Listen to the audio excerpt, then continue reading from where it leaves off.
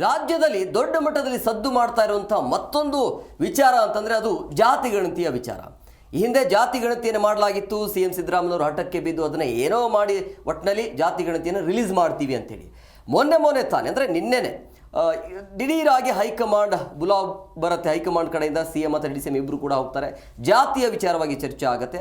ಈ ಜಾತಿ ಗಣತಿಯನ್ನು ಪ್ರಮುಖವಾಗಿ ಪ್ರಬಲ ಸಮುದಾಯದವರು ಕೂಡ ಇದರ ವಿರೋಧವನ್ನು ವ್ಯಕ್ತಪಡಿಸ್ತಾರೆ. ಅಂದರೆ ಲಿಂಗಾಯತರು ಆಗಿರ್ಬೋದು, ಒಕ್ಕಲಿಗ ನಾಯಕರು, ಇದು ಸರಿಯಲ್ಲ, 10 ವರ್ಷದ ಹಿಂದೆ ಆಗಿರುವಂಥ ವರದಿ ಇದು. ಸೊ ಹಂಗಾಗಿ ಇದರಲ್ಲಿರುವಂಥ ದಾಖಲಾತಿ ಸರಿಯಿಲ್ಲ, ಮತ್ತೊಮ್ಮೆ ತನಿಖೆ ಆಗಬೇಕು ಅಂತೇಳಿ. ಬಟ್ ಇದನ್ನು ಈಗ BJP ನಾಯಕರು ಪ್ರಶ್ನೆ ಮಾಡ್ತಾ ಇರೋದು ಏನು ಅಂದರೆ, ಹಿಂದೆ 10 ವರ್ಷ ಹಿಂದೆ ಮಾಡಿರುವಂಥ ಖರ್ಚಾಗಿದೆಯಲ್ಲ, ಅದಕ್ಕೆ ನೀವೇನು ಹೇಳ್ತೀರಿ ಅಂತ, ಅದು ಎಲ್ಲಿ ಹೋಯ್ತು ದುಡ್ಡು, ಅದಕ್ಕೆ ಏನು ಮಾಡ್ತೀರಿ ಅಂತ.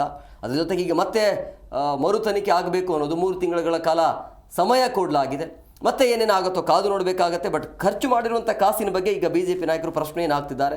167 ಕೋಟಿ ರೂಪಾಯಿ ದುಂದು ವೆಚ್ಚಕ್ಕೆ ಅದರ ಹೊಣೆ ಯಾರು ಅನ್ನುವಂಥ ಪ್ರಶ್ನೆ ಈ ರಾಜ್ಯ ಸರ್ಕಾರಕ್ಕೆ ಈ ರೀತಿಯಾಗಿ ಅಶೋಕ್ ಅವರು ಸವಾಲನ್ನು ಹಾಕಿದ್ದಾರೆ.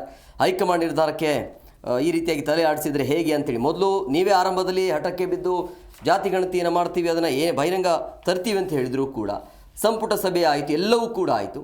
ಆದರೂ ಕೂಡ ಯಾಕೆ ತರ್ತಾ ಇಲ್ಲ ಅಂತ CM ಸಿದ್ದರಾಮಯ್ಯನವರಿಗೆ ನೇರವಾಗಿ BJPಯ ನಾಯಕ ಅಂದರೆ ಅಶೋಕ್ ಅವರು ಕೂಡ ಪ್ರಶ್ನೆಯನ್ನು ಹಾಕಿದ್ದಾರೆ.